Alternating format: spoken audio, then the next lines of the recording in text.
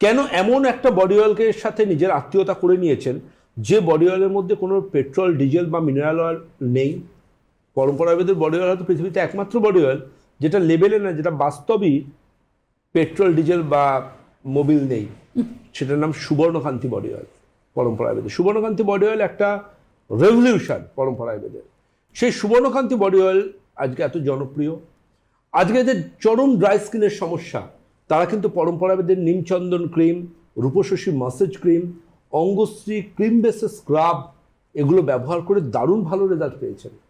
মুখের স্কিনের যাদের ফেস ওয়াশ দিয়ে মুখটা ধোয়ার সাথে সাথে টান টান হয়ে যায়, তারা কিন্তু শীতকালে পরম্পরাগত লাবণ্য moisturiser base face wash use করছেন। রেড কার্পেট এসেন্সিয়াল অয়েল, যেটা ছোট্ট একটা কন্টেনারে পাওয়া যায়, যার মুখে একটা রোল অন দেওয়া আছে, সেটা ইউজ করার সাথে সাথে মনে হবে যেন কেউ টান টান করে নিয়ে স্কিনটাকে আটকে দিয়েছে। অনেকে স্কিন পলিশিং করেন, আমার ক্লিনিকে বলেন যে দাদা ভাই স্কিন পলিশিংটা করার পর থেকে আমার স্কিনটা 12টা বেজে গেছে। না, পলিশ তো জুতোতে হবে, স্কিনে হবে কেন? আপনার স্কিনকে আপনি পরম্পরাগতদের মেডিসিনাল রেঞ্জের হাত ধরে অতটাই হেলদি করুন যাতে একটা সামান্য আলো পড়লেও আপনার স্কিন ঝলমল করবে।